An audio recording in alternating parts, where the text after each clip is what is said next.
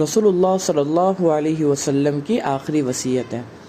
سن 11 ہجری ماہ سفر کے اواخر میں سید المرسلین صلی اللہ علیہ وسلم کو شدید سردرد کی شکایت ہوئی اور یہ مرض بڑھتا رہا۔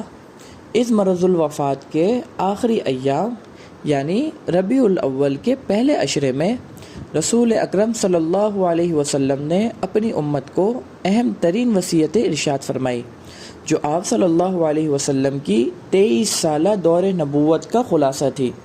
آج ہم لوگ خود ساختہ رسومات میں اتنے مگن ہیں کہ ماہ ربیع الاول کی مناسبت سے ان وصیتوں پر عمل اور ساری امت کو اس پر لانے کی فکر تو دور کی بات، ان وصیتوں پر گفتگو کا بھی ہمارے پاس وقت نہیں۔ ان اہم وصیتوں کا اجمالی خاکہ درج ذیل ہے۔ نمبر 1، قبروں کو سجدہ گاہ مت بناؤ۔ صحیح بخاری حدیث نمبر 437، رسول اللہ صلی اللہ علیہ وسلم نے ارشاد فرمایا، یہودیوں پر اللہ کی لعنت ہو، انہوں نے اپنے انبیاء کی قبروں کو مساجد بنا لیا۔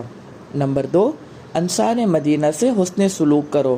صحیح بخاری حدیث نمبر 3799، رسول اللہ صلی اللہ علیہ وسلم نے ارشاد فرمایا، میں تمہیں انصار کے بارے میں وصیت کرتا ہوں کہ وہ میرے جسم اور جان ہے۔ نمبر 3، مشرکین کو جزیرۃ العرب سے نکال باہر کرو۔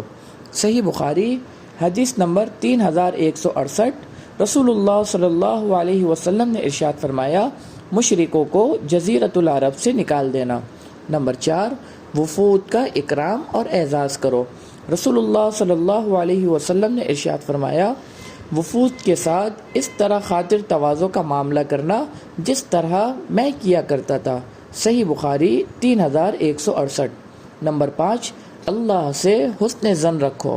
صحیح مسلم حدیث نمبر 7410، وفات سے 3 روز قبل رسول اللہ صلی اللہ علیہ وسلم نے ارشاد فرمایا، تم میں سے کوئی آدمی نہ مرے مگر اس حال میں وہ اللہ تعالیٰ سے حسن ظن رکھتا ہو، یعنی اللہ سے نجات اور مغفرت کی امید رکھتا ہو۔ نمبر 6، نمازوں کا اہتمام کرو۔ نمبر 7، غلاموں اور ماتحتوں سے اچھا سلوک کرنا۔